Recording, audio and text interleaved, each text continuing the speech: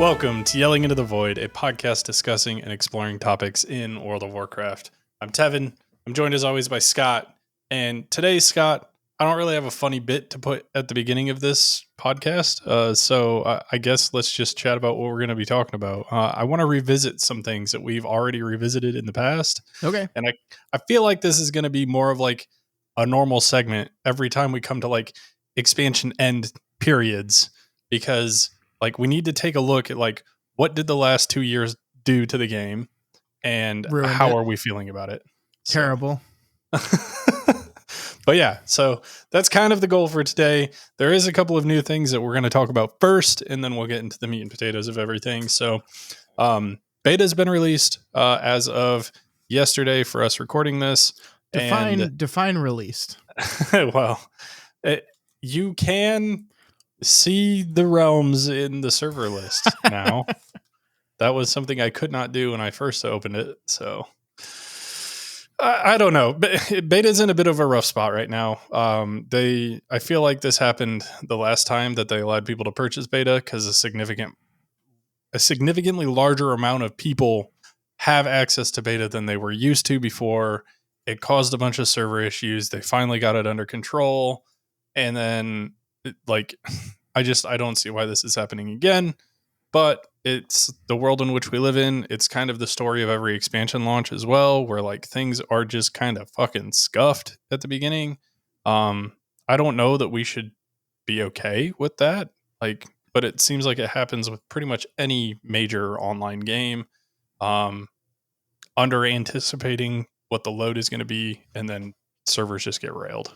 Yeah, they said that like some of the issues they were having were code issues and not just server issues. Like they were like, we can't just spin up new servers, we can't just spin up new world servers. It's a code issue. We're looking at what's causing it.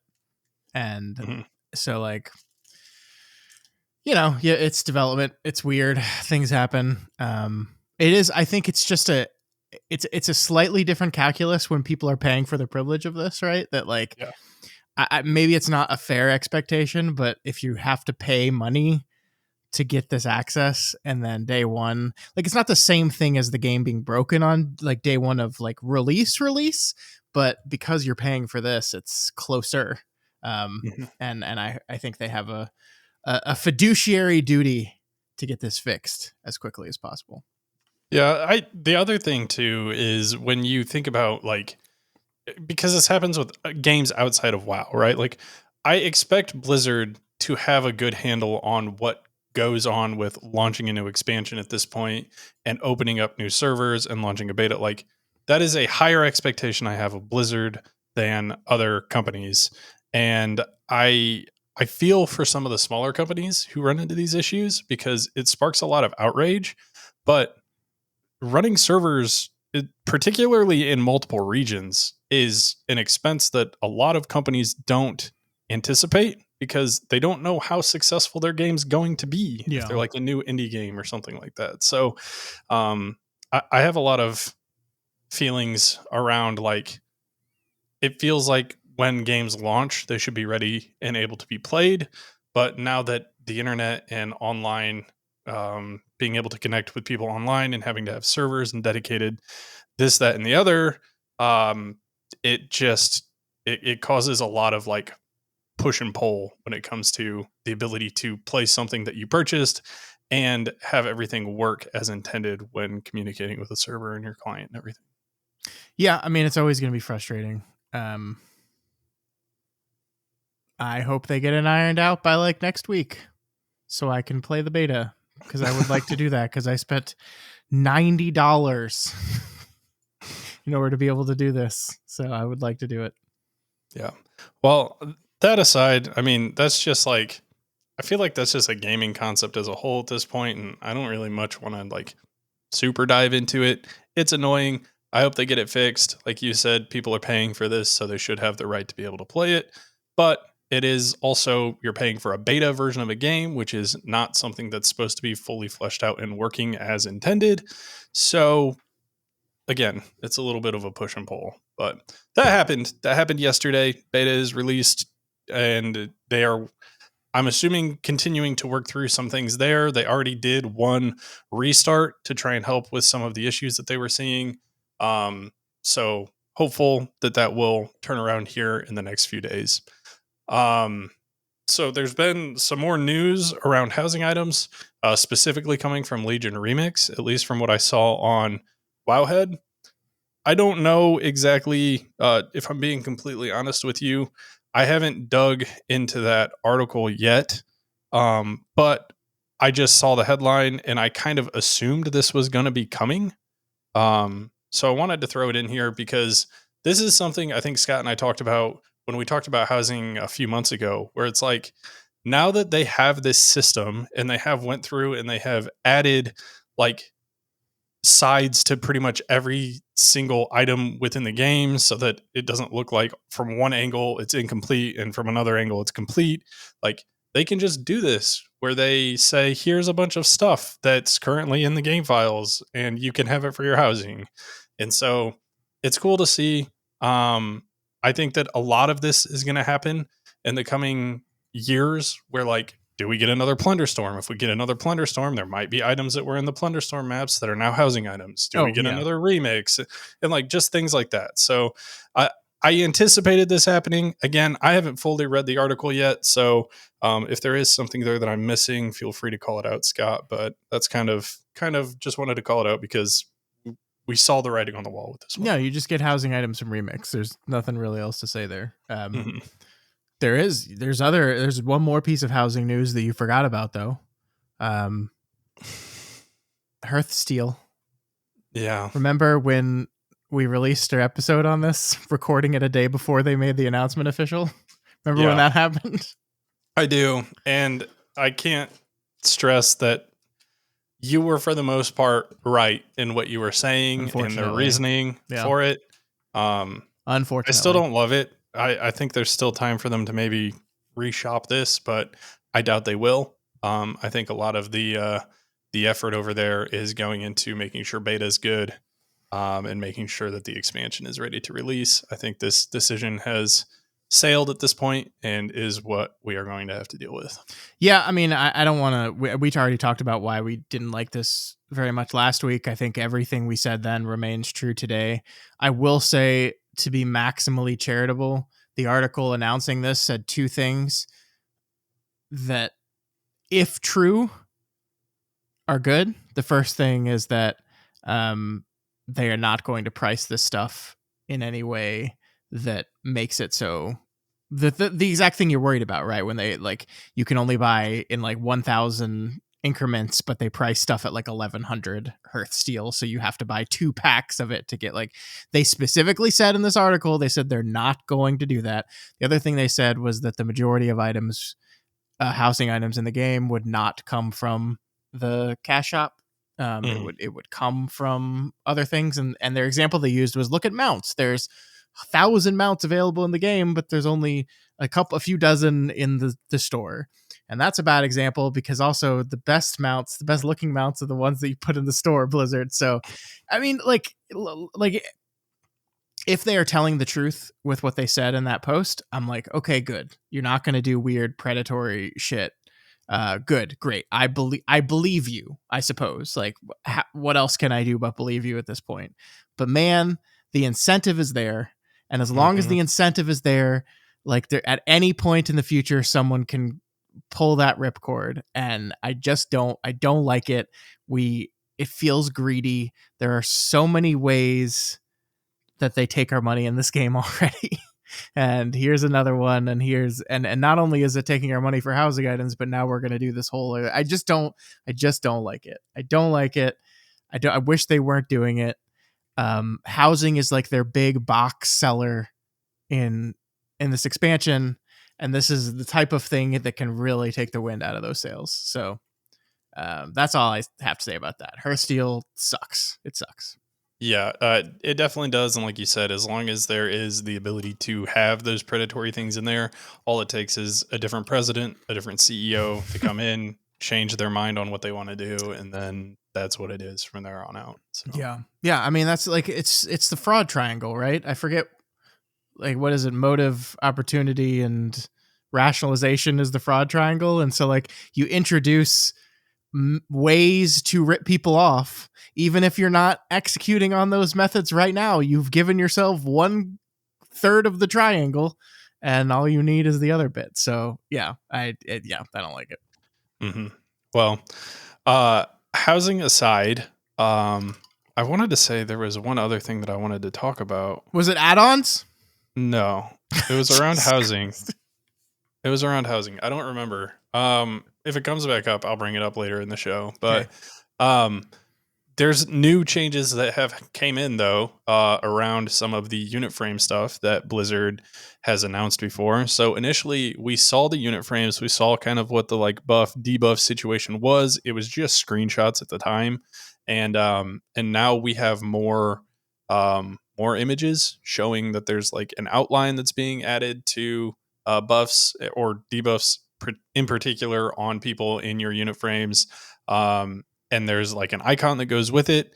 Honestly, it looks pretty slick. Again, I don't know how much customization there's going to be around this. I hope that there is some, but the images that they show one border that's just the color, one border that's the color with the icon. So at the very least, I'm hopeful that you have customization on whether you want to see the icon or not, maybe. But yeah, they're showing that they are still making changes to this. I know it's not in the game yet. It's not in beta yet. It needs to be added to beta soon. Yeah. But they are showing that they are still working on it. That was my question. I was like, possibly stupid question, but is this in the game? I don't think it's in the game. It didn't seem like it when I was messing with the unit frames in beta. They said raid testing starts on the 18th. That's 6 days from now. Mm-hmm. You gonna put these in the game, Blizzard?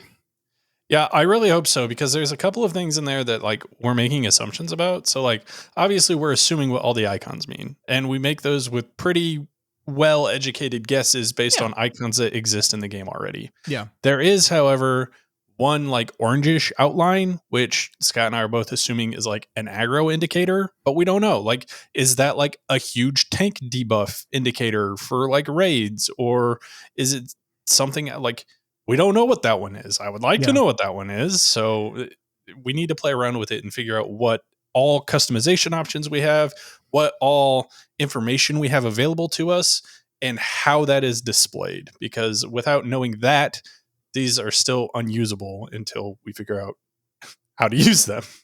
Yeah, I am very curious what this ultimately looks like. Because I mean, from a healer perspective, like one thing that is absolutely true is that knowing which things I need to dispel are good, but like even if I can't dispel it, knowing that a debuff is on a person is very important, because they're going to need additional attention. And there are some debuffs in the game that don't fall under the paradigm of like magical like the five or six list of debuffs, right? They are kind of treated in the game files as something different than those.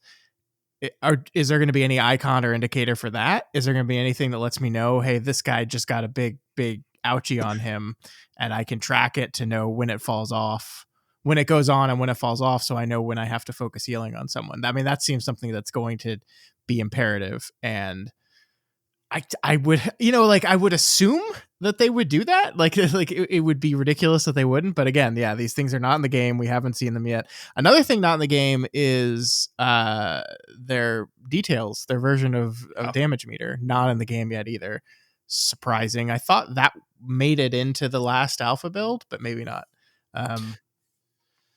Yeah, I am worried about that. I'm worried about their like external tracker again.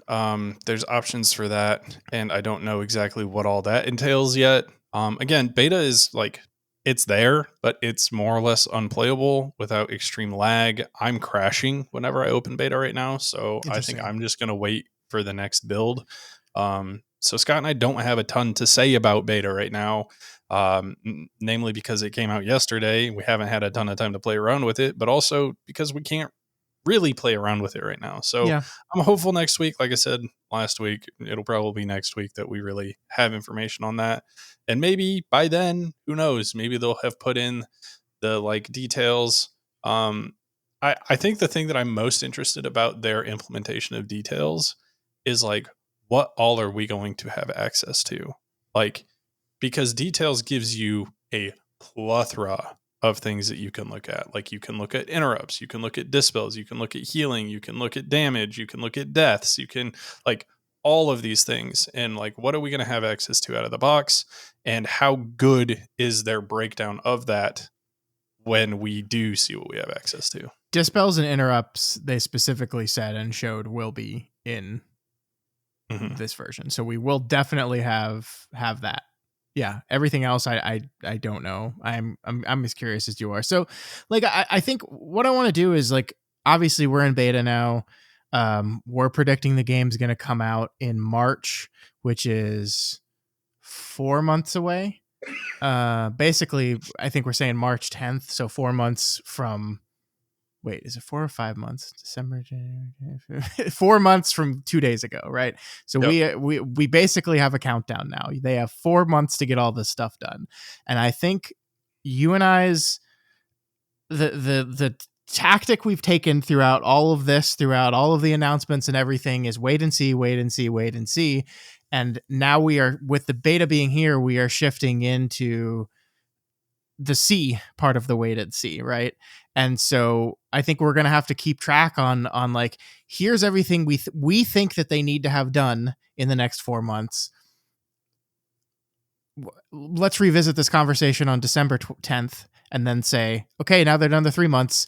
Do we think they have enough time for this? And then January 10th, how much do they have left? And like, this is the point where I think it is starting to be fair to step back and be like, oh man, there's a whole lot here. So I mean, now it's time. Now it's time for it. So unfortunately, we didn't really get to mess around with it. All I got to do was really mess around with the cooldown manager a little bit. It seems good from what I've messed with. I mean, there's some interesting like lack of options in some of the ways you track the type of buffs that I have, that I don't know if that's just me not understanding how to use it correctly yet, or a limitation of the thing. I don't know. I need to tinker with it more. And as I think we've always said, like, it's not enough to like tinker with it while sitting in Stormwind. Like, I need to be actively playing the game, and as a healer, I need to be actively like needing to heal things and seeing what this cooldown tracker is doing for me, and what I really wish I have that I don't have right now, or what I don't need at all. So yeah, didn't get to do any of that this week, unfortunately. Yeah, I was gonna say, you and I were suggesting, I don't know if it was last week or the week before, that like when beta came out, we were anticipating that this was going to be more or less what the game released as, because this is the most complete an alpha has ever been, and therefore the most complete that we felt a beta was ever going to be in. But that being said, there's still things that they've promised that aren't in the game in the beta, and there's still, like, last week they came out with class changes for like demonology warlocks and a couple of other things, and there's been there's a fury warrior talent that was in the game. I don't understand why it was a talent, but it essentially let you transmog your two-handed weapons into one-handed weapons. That to me just feels like that should be a passive ability on your class and not something you have to spend a talent point for. But hey, maybe that's what they're shifting it to, because it has magically disappeared from the talent tree. And so changes are still happening, is I guess what I'm trying to say, because Scott and I initially thought that not a ton of changes were going to be happening over the course of beta, that it was going to be more or less what we saw when the game released. That is seemingly not going to be the case at all. Yeah. I mean, maybe it's an unfair expectation, but like, obviously all the add-on stuff, all just the UI stuff was in a certain state in alpha. When they shifted over to beta, I maybe had an expectation that it was going to shift over in a more complete state. It doesn't seem like that's the case. It was surprising that the unit frames are still not in. The details thing is still not in. So I was a little bit surprised on that. I mean, it's just like, it goes back to like what beta is, where like for a lot of development, sometimes like beta is feature lock, like it's, and then you're just debugging and tinkering, right? And so like Fixing anything major. Right. The idea that like all of the stuff should have been done already, and now we're just working through the kinks, debugging it. And in the case of like classes and stuff like that, well, you're balancing at that point. You're messing with the knobs a little bit and seeing how it actually functions. But all that stuff should have been done in theory. But and maybe that's just not the way Blizzard looks at beta. I don't know. I don't know. But yeah, I like when I saw the announcement that the raid testing was happening on the 18th, I was a little surprised. I guess what I figured beta was going to be was like the first 5 weeks of it were going to basically be a recreation of alpha, but with a higher concentration of players. So like when they were going to do the phased approach, just like alpha did, where it slowly unlocks pieces of the game. Then they were going to complete that cycle, and then they were going to like boot up the end game servers, and then the end game servers were going to start, and then we'd start the Mythic Plus and the raid testing and all that in December. Nope. 6 days. 6 days. So whew, this better be one hell of a next patch, I guess is what I'll say. Yeah. I hope that there's a lot coming in very early on in the beta, because like you and I have preached this too in the past, where like these things are all brand new and people need to have time to interact with them in real scenarios, like you said, to be able to actually give constructive feedback. And the longer and longer we go without them being in, and the closer and closer we get to whatever their release date is, whether we're correct or not, that leaves them less time to implement any feedback. And we might be looking at them doing it in the first 0.5 patch, or maybe shortly before raid is released or something like that. But at that point, like, I don't think we can wait with things like this, because we are fundamentally removing something that we currently have access to. And if that doesn't get replaced, I've said this in the past, that is where this is going to crumble, and they're going to fumble the bag, because that's the part that's going to piss people off the absolute most.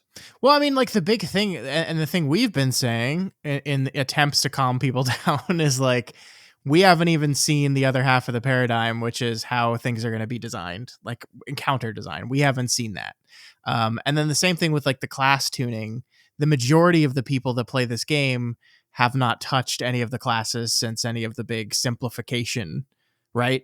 And there's such a big difference between like reading a list on a website of like what you've gained and what you've lost than like actually going into the game and actually experiencing what that feels like to play.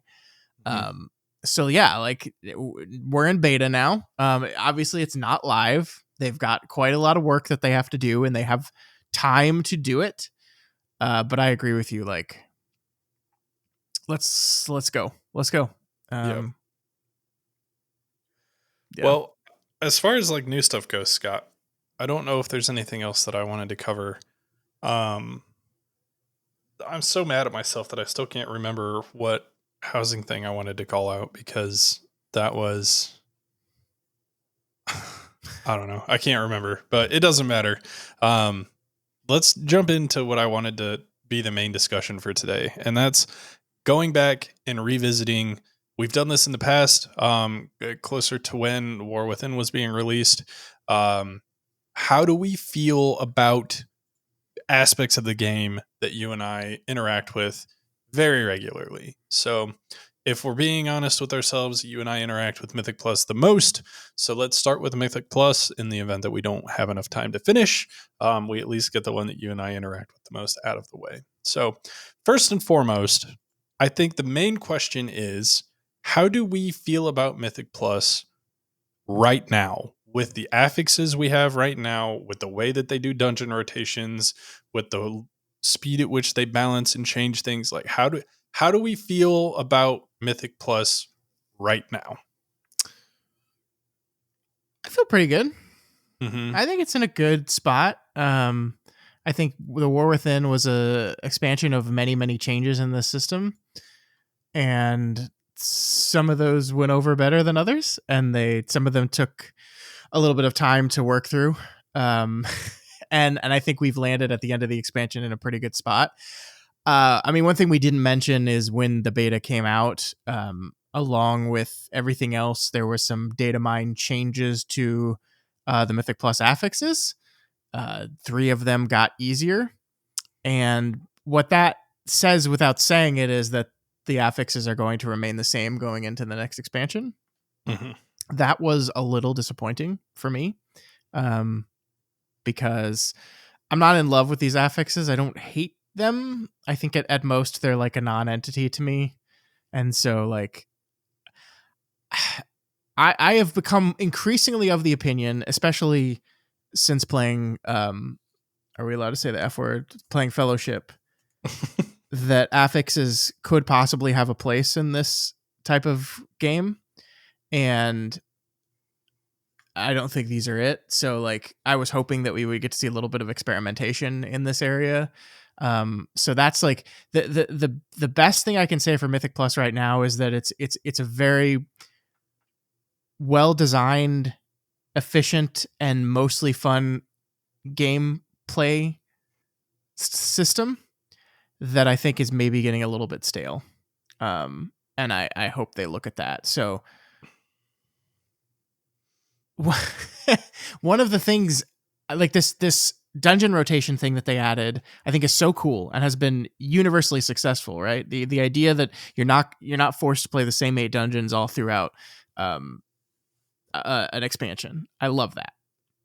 I think the way that they've decided on how they do this, which is first 4 of the expansion the first season, last 4 second season, and then returning dungeons, and then maybe we'll add a dungeon or 2. The end result of that, in my opinion, is it makes the 3rd season always the worst one, because it's going to have at returning dungeons from the expansion. Like Mythic Plus numbers are down this season.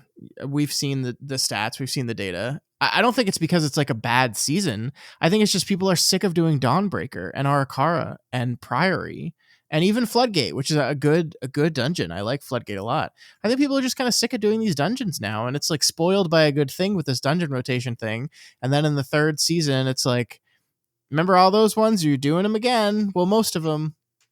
So that's another place that I think there's room for evolution and change. Yeah. And I would like to see that. So I don't know. That's me. Mythic Plus, pretty good. It's working. The tuning down of the kicks that by necessity is going to have to continue into Midnight is good. What do you think? Yeah, I, for the most part, am in agreement with you on everything. The fact that we heard that 3 of the affixes are getting changed going into Midnight, and like kind of all but confirming that they're going to be there, was really disappointing. I mean, I think we talked literally just last week saying that we wanted to see them change affixes, or maybe it was the week before. So that was a little disappointing. Also, one of the changes that they made to the Dispel affix to make it easier actually makes it harder if you still don't have a way to remove snares. But it opens up a million more ways to remove that affix, because classes that only had snare removals now can actually remove the affix themselves as well, which is good. But again, if you don't have access to those, or it's a specific talent or anything like that, well, now you also just move 10% slower. And that might not be that noticeable, but in an event where you have to get out of the way of something, you're going to be really pissed off at the fact that you're moving 10% slower. So yeah, I don't know. That's kind of my thoughts on that. But as far as like the system as a whole, I think we're in a good spot. I think that there's a couple of things that they've done to kind of shoot themselves in the foot a little bit. As you know, I was never a fan of Valor Stones, and they stuck around the entire expansion. They're finally going away. I think that's a very good thing. I'm still not a fan of the way that they do the gear track system. I really do wish that would just be like, you get a piece of loot and you use the crests that you get to upgrade that to potentially the highest rank. And that's just how it is. And then if you really want to give Mythic Raiders the highest item level pieces still, then have there be like one special track for Mythic, and that's how we go about it. I don't like this, like, I got this piece at Champion and now I need to get it at Hero and now I need to get it at Myth kind of thing. It feels almost like the thing that everybody bitched about in BFA, where it's like, well, I got the thing with the right Azerite traits, and now the new season started, and I just got to go fucking get it again. Um, yeah, it feels a little off, but it's the gearing system we have. It's not bad. I just think it could be better. And then the last thing that I wanted to touch on that is kind of shooting themselves in the foot. And we talked about this ad nauseum, so I'm not going to go into too much detail, but Turbo Boost, I feel like, generally speaking, is not something that's being received excruciatingly well. It's causing people to wait until Turbo Boost comes out, and then they did this whole like split release of Turbo Boost this time. I think the dinar system needs to be a little bit more generous potentially as well. So there's a lot of changes that I feel like could happen that could make this better. I don't know if any one of those is going to make the system more fun than it already is for me because, like Scott said, it's in a really good spot right now. And all of these things that I'm saying are nothing but just nitpicking areas in which I wish it would be a little bit better. Yeah. Should we revisit key depletion? I think so. Do you want to, like, from the viewpoint of key depletion as a whole or from resilient keys? I mean, either one. Like, is resilient keys a successful system, or should we just make it so keys don't deplete anymore? I think that we should make it so keys don't deplete anymore. Personally, I've always been of that. I think resilient keys is cool. I think it's a very cool thing to chase. And if I'm being completely honest, I think that resilient keystones is not something targeted at helping you or I, Scott, despite the fact that we always complain that we don't want to do homework keys. Because once we unlock resilient keystones, we're for the most part already doing the higher level key anyways. And the resilient part of it is just helping us potentially get IO on somebody who's a little bit under geared and might cause us to like deplete the keys. So I don't know. I feel like generally speaking, I think Keystone should just not deplete. I think if you fail it, it stays at the same level it is. You get to go again. I think I agree. And part of this is because of my experience with Fellowship and how they do it. And just like that is not a thing that you'd have to ever care about in Fellowship, ever, at any point. And what I would like is, so like we've talked about this like at least 5 times over the course of this podcast, but the reason the key depletion is in the game is to ensure a healthy ecosystem of people doing keys at all levels, right? That's the argument. What I would like is if in a world where we're just kind of roll the dice and say, all right, we're doing it. No more add-ons. We're cutting them off. We're doing it. We're rolling the dice. And we're going to say, we think we can make a game that you don't need those anymore. And let's see, we're going to figure it out. This is going to be the first season where we're just going to figure out if that is the case or not. I would like them to kind of take these kind of risks with Mythic Plus. Like maybe let's have a season where keys don't deplete anymore and just like see what happens to the ecosystem. Like the argument is that without depleted keys, that there would be no one running keys on the lower key levels. There's already basically no one running keys at the lower key. Like you look at the stats of the percentage of keys that are run at 10 and higher, and it's like absurd. So that's kind of already happening. But like, let's just see if it damages the game to the point that like you can't play anymore, that someone wants to play. Because I don't know, maybe it would, but maybe it wouldn't. Like it's hard to predict behavior sometimes. Like this is a very alt friendly game. People play alts a lot. Alts are another way to get people through that system. And maybe the pressure of depletion, you have a time limit and this penalty from the time limit. Maybe that in and of itself is keeping people away from a system that they would otherwise participate in, and therefore changing that boosts the ecosystem of your system instead of pulling people from it. So I don't know. We don't know the answer to that question. Blizzard doesn't really know the answer to that question. They have their theories, they have their hypotheses, but let's test it. Let's do it. We're already testing all this other shit. We're not going to have add-ons anymore. Everything's going to be built into the UI. We're simpler classes. We're already just throwing shit at the wall and seeing what's going to happen. Let's go crazy with it. And at least we'll get out of an like the worst case situation is this is a shitty season. The game can probably survive a shitty season. I mean, it survived War Within Season 1. True. Which, by all accounts, was a shitty season for a lot of people. True. So, yeah, I completely am 100% on board. I think that key depletion is nothing but it feels bad, and a thing that already feels bad when you don't time something. So it's just kind of like compounding that feeling, and I don't necessarily think it's necessary. So completely in agreement with you. I think that while we're throwing everything at the wall and seeing what sticks, we should add Mythic Plus to that. We should add rating to that. We should add PvP, like all of the endgame pillars. If there's a fucking outlandish idea that they ever had that they wanted to try, I feel like now's the time to try it. I don't know. Actually, Scott, I want to pick your brain. If they are already throwing everything in the kitchen sink at the wall, maybe they're keeping endgame pillars the way that they are because they know that those are successful and they know those will retain players.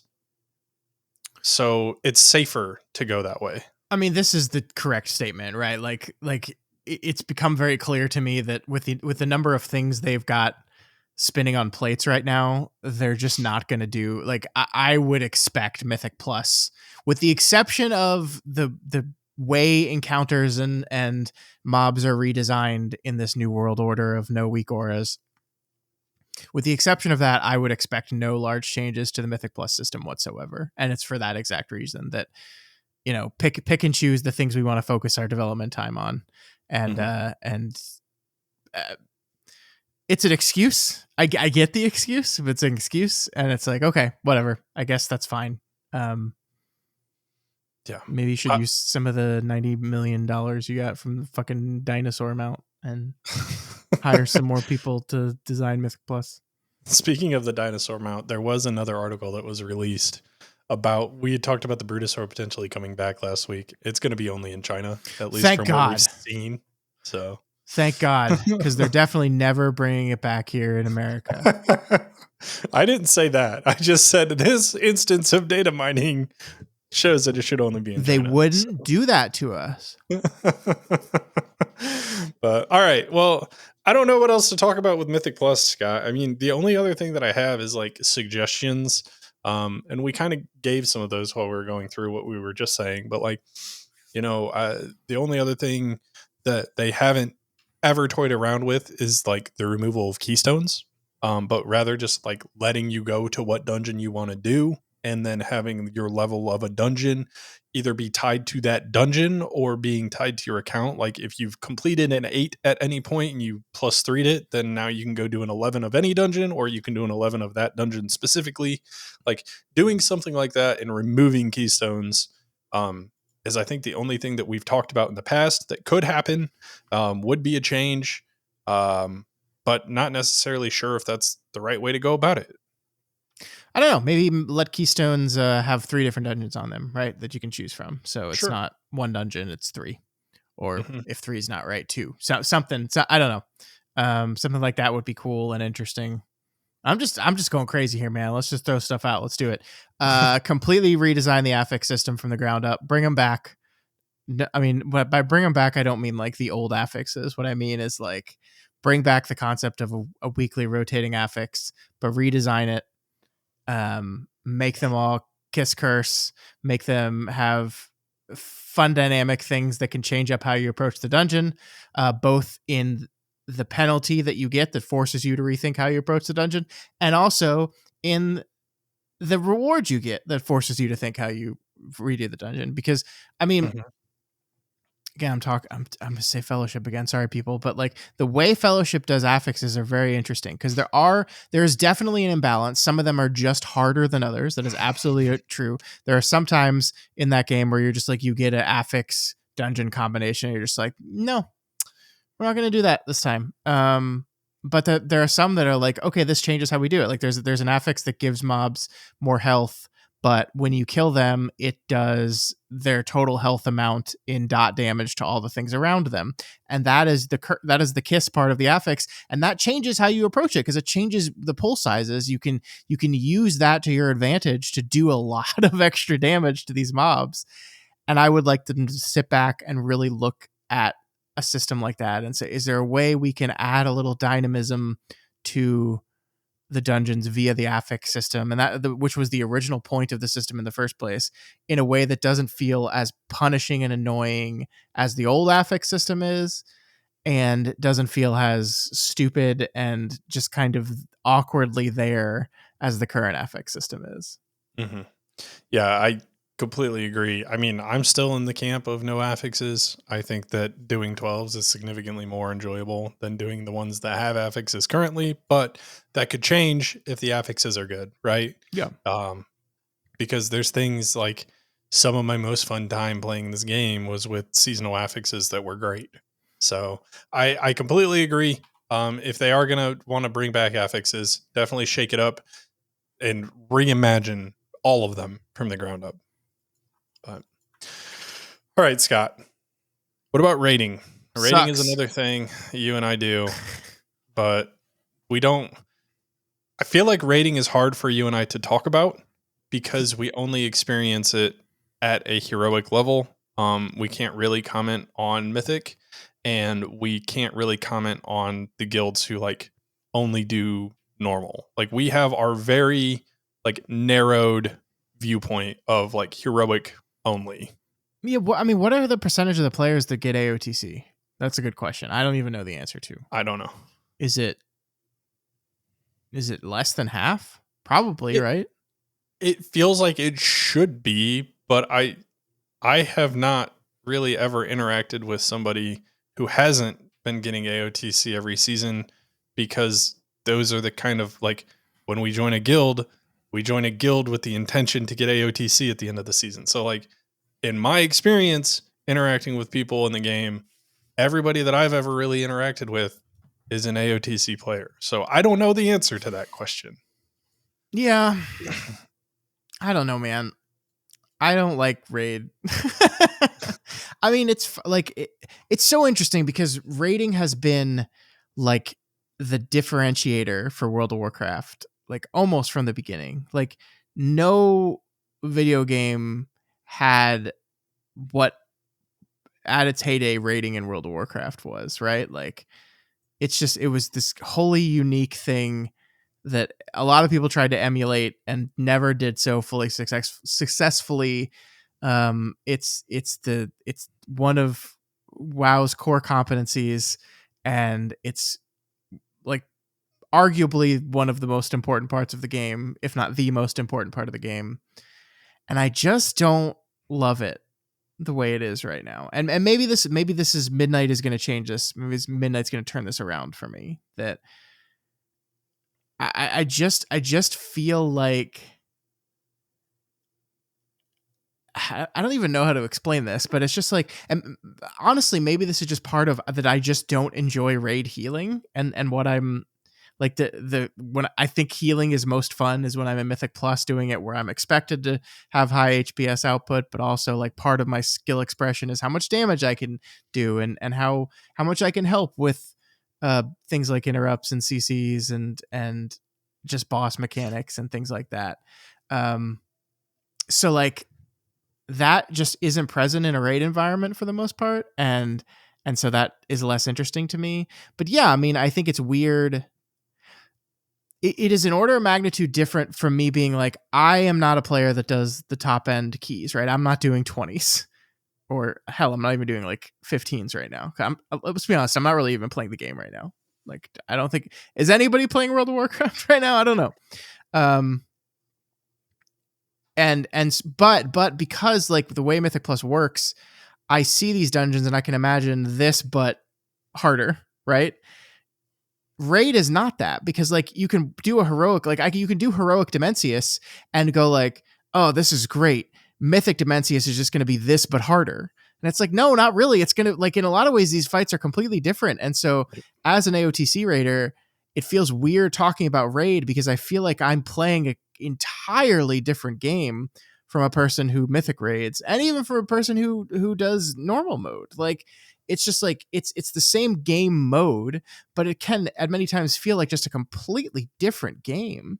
Mm-hmm. And so it always makes me uncomfortable to talk about it from any kind of position of authority, because I don't know. I don't know. Yeah. And I think heroic raid is fine. Some of the fights can be challenging and very fun. I do still like the idea of getting to hang out with like 10 of your buds and having a fun time. But I'm gonna be honest, I still don't have AOTC this tier. I haven't killed Demencius yet because I got frustrated with the guild I was in and I left, and then I just haven't even tried since then. I'm gonna have to before the end of the season, but I haven't done it yet, and so I feel very weird about raid right now. How do you feel? Yeah. I think that I thoroughly still enjoy raid, but I think that I enjoy it for, like you said, the interactions that I have with my friends during raid. I think that there's a lot of fights that are fun. I think that figuring things out like a giant puzzle with your buddies is fun. I think that the encounter, like the environment design, encounter design, and everything that Blizzard is doing is great. Um, but yeah, if I went in and I did nothing but pug the raid, I don't think that I would keep playing. Hmm. But I mean, the same thing can be said about keys. Like, I don't particularly enjoy pugging keys, but I will muster up the, like, whatever it takes to do that, because that, like, keys has this hook on me in a way that raid does not currently have a hook on me. So I I don't know that I dislike raid. I don't think that I'm comfortable enough to say that, but I don't think that it is not as enjoyable to me as Mythic Plus is. And I think that a lot of that comes down to the fact that Mythic Plus is a smaller group size. In Mythic Plus, you're able to take things in as like bite-sized pieces and run with them. And Raid just doesn't have that. Like, you can do 10 man, and 10 mans are great. It's fun to do things in a small group. But like, if you want to do Mythic, like in Keys, we can do 5 man, the hardest content that you can do in Keys. In Mm-hmm. Raid, you have to have exactly 20 people to do the hardest content that Raid provides. And so I think that is the big limiting factor for me. We've talked about it in the past. Like, 10 man Mythic is something that would entirely revitalize raiding, I think, for both of us. Um, but I don't see it happening. I don't see it happening anytime soon. Yeah, I don't think it's going to happen ever. Unfortunately, I think they're pretty committed to the design. I think the only way that would happen is if like WoW took a serious downturn in numbers and like really was dropping off, and they're like, we have several emergency ripcords we need to pull when we reach a certain threshold of active players, and that seems to be maybe one of them they've got in their back pocket. But I don't think they particularly want to do it. Yeah, I mean, it's he, I like Mythic Plus so much that I pug Mythic Plus when I don't have any friends playing it, right? That's kind of that's me. I would never ever do that for Raid. Like every time I pugged Raid, it felt miserable generally. I mean even like when I stopped playing with my friends because they started raiding at a time I couldn't raid and found a new guild and was playing with them, I was not enjoying my time because I was like I don't know these people. I'm not really vibing with these people, and I would rather like the one time we did farm on the raid after I left that guild that we got to um Nexus King and couldn't kill it because we had some people that were new. Like I had more fun wiping on that boss that night than I did all of Prague with the guild that I was playing with, because it's like I don't know, when you're with your buddies, people making stupid mistakes is like funny. Or when you're with people actually trying to do prog, like people making stupid mistakes is the most annoying thing in the world. And it's just like I mean, that's so true with this game as a whole, is that like the game is a million billion times better if you're playing with friends. And Raid is just incredibly more demanding on the number of friends that you are required to have, and that all your schedules link up, and it's just, I'm 40 years old. I've got 2 kids. Like I'm at a time in my life that I really only can play at a certain period. And it's very, very difficult to find a large number of like-minded people that I enjoy hanging out with that can all also play at that time. And so I just feel like rating as it stands right now is not ever going to be my drive for this game. Mhm. and so it colors my opinion of it. Like right now, like were the raids in the War Within good? Yeah, I think so. I thought this last raid was fun. The designs were good. I think the fights were good, with an exception or two. But like, it's just never going to be like the thing that gets me the most excited about the game. It could be. I mean, you're absolutely right. There could be changes they could make that to do that, but that's just not how I feel right now. It's not. Mhm. It's not what's getting me out of bed in the morning.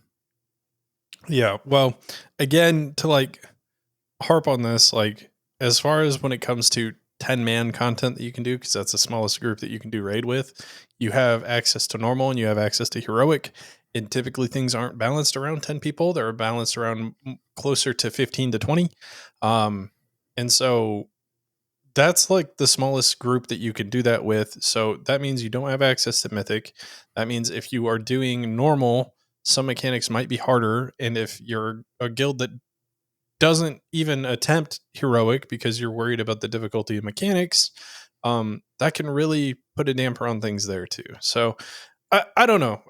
As far as like suggestions to make raid better that Scott and I have said in the past or haven't, like 10-man mythic, I think is the thing that is the most forefront to both of us. I think the other thing would just be the ability to like, um, I don't know, balance around smaller group sizes better.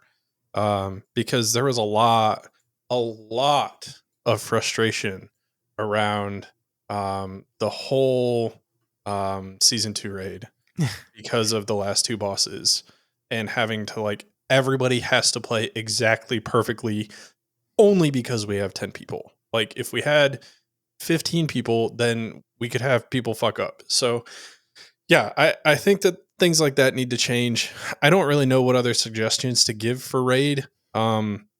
I guess the one other thing that I would say is the whole mythic lockout thing. I feel like that's an archaic thing at this point and just needs to go away. Mm-hmm. Make mythic lockouts essentially the same as heroic and normal. I get why you do it. It's for the degenerate people at the beginning of the seasons. But Well, I I think it's. maybe I think Blizzard doesn't want you to pug Mythic. Like I don't think they want it. I think they want Mythic Raid to be the one thing in the game that mandates you must get people, find people, form community to do this. I think that's why they're not going to change the lockout ever. Um, I think that's their stance. It's similar to like, I keep comparing to Fellowship. I'm sorry. Fellowship lets you do the solo queue thing for every difficulty level up until you get to the eternal mode of the game, and then you must have a pre-made group to do that.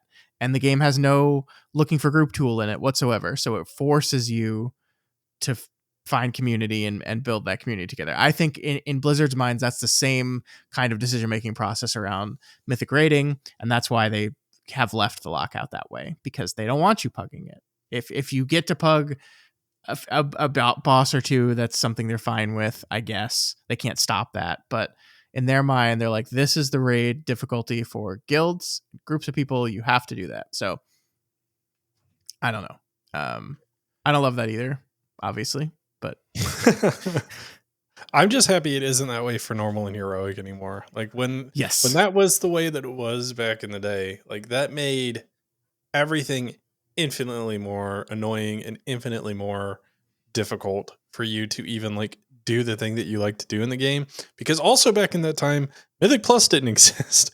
And so like this was your end game pillar if you didn't like PvP. So Yeah. you kind of got burned real hard there, and I'm glad that they opened up and realized that at least. Dude, yeah, flex rating is one of the greatest ideas they've ever had in the history of video games. Yeah, flex raids and Mythic Plus are like top two, and transmog. I think transmog had like transmog just gets an obligatory, just like that was a good thing that you did there because people don't like wearing your ugly fucking gear sometimes. But all right, Scott. Well, I don't have anything else on rating.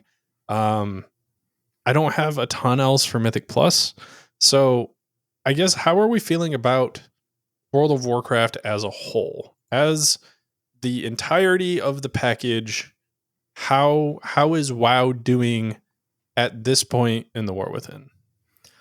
I think pretty good.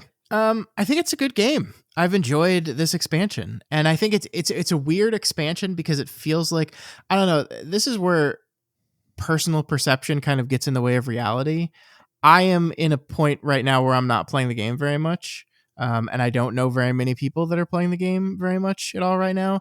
And so, like, that informs my perception of, like, everyone's kind of indifferent to the War Within and no one's playing. And that could be true.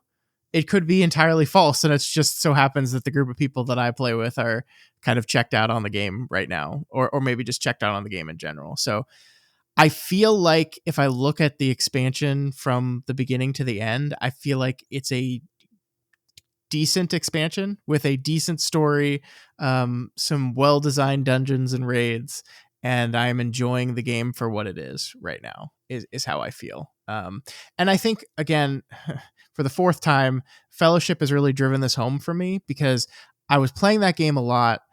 We had a lot of friends that were playing it, and a lot of our friends kind of tailed off on playing Fellowship. And so I started doing my thing I do with Mythic Plus and in WoW when people aren't playing it. I was doing a lot of just like pugging Fellowship. And I was noticing that I was having less fun with it. And it's not because I don't think Fellowship is a good game. I think Fellowship is a very good game, and I like it a lot. But like the RPG elements that are still present in World of Warcraft really like complete the package for me. Like, I want Mythic Plus, and I want these fun systems, but I do still want a world. I do still want, like, I don't know, just the idea of like reputation and with different reps, and like the fact that you make your character and this is your guy, and you have some sort of sense of ownership of this character, and just like the lore and the story of the place. Like, even if it's not the best writing, it still like enhances the feeling you get of like, I know who this is, and I know what this is, and where this is, and why this is. Like, all of those things, I think, add up to something that's greater than the sum of its parts, and that is the game for me. And I think they're making a lot of good decisions in that regard. I think the art direction is still really, really, really good. The game looks very good, and so yeah, I mean, I think World of Warcraft is good right now. I don't know if I'd say it's great. It's good. Scott, one thing we didn't touch on, or you didn't touch on there, is the sound design. Man, the music in this expansion was absolute top tier. And Yeah. WoW always knocks it out of the park when it comes to the like music and zone environment noises and stuff like that. Like, their attention to detail when it comes to environmental development and creating this very immersive space is unparalleled. Like Mm-hmm. you said, their art team is amazing, and that goes for all aspects of it, sound included, because I cannot forget and will never forget the first time I stepped into Gadgetzan, or not Gadgetzan. Why can't I think of it? Undermine, Undermine. Yes. and heard the like jazz playing. And I'm just driving around in my freaking car, listening to jazz, having goblins scream it. Like, they just nail the atmosphere at all times. And I think that in combination with RPG elements in the game systems, is really what brings this all together and makes WoW one of the most successful. Well, I guess it is the most successful MMORPG that has ever graced at least Western markets. I don't Yeah. know if there's something that's been more successful in Eastern markets. So Yeah. No, that remains true. I love this game. I want to see what's best for it. I'm excited about the expansion. I'm excited about where it goes, even if some of the changes make it a little different and complicated and all this stuff. and they are like, I think you and I talk about this from a little bit more of a like you said earlier, wait and see kind of perspective. But like, the changes that they are making are fundamentally core to how the game has been for 20 plus years, and they are anxiety inducing. Like, they are things I am worried about, I am concerned about, but I don't want to resign myself to just assuming the worst until the worst has happened. Yeah, I mean, I'm just not the type of person that enjoys doing that. Like we talked about this last week, right? It's just like I could sit here and say the game is going to be terrible. They're going to fuck up all this stuff. I have no faith in their ability to deliver on any of their promises. And then I get to sit back in 4 months and go, ha, I was right. Or I can be like, man, I hope it's an ambitious thing they're doing. I hope they pull it off. The game I think will be really good if they pull it off. And then if they don't in 4 months, I'm like, oh man, that's a bummer. I don't know which person would I rather be. I don't know. I don't know. I just it's just the way it's just I'm not saying there's anything wrong with anyone doing that or believe it's just not what I want to be. And so it's never going to be the attitude that I bring to any of this stuff. Yeah, I mean, eventually there will be an update that kills the game. Like that is inevitable. It's going to happen, whether that be their decision to like this is just the final update and we're not going to do anything else, or they make a change so bad that people no longer forgive them. Like that's going to happen, but like I enjoy the game and I want it to be the best that it can be. So I don't pray for that to be the next update. I don't go out of my way assuming that that's going to be the case, that that's going to be the next thing that gets introduced into the game. So I guess there is one thing I want to circle back on, Scott. And it's one thing that I think WoW has struggled with immensely. And I think that a lot of these changes that are anxiety inducing for longtime veterans, 20 plus year players, but could be core to why they're doing this is new players.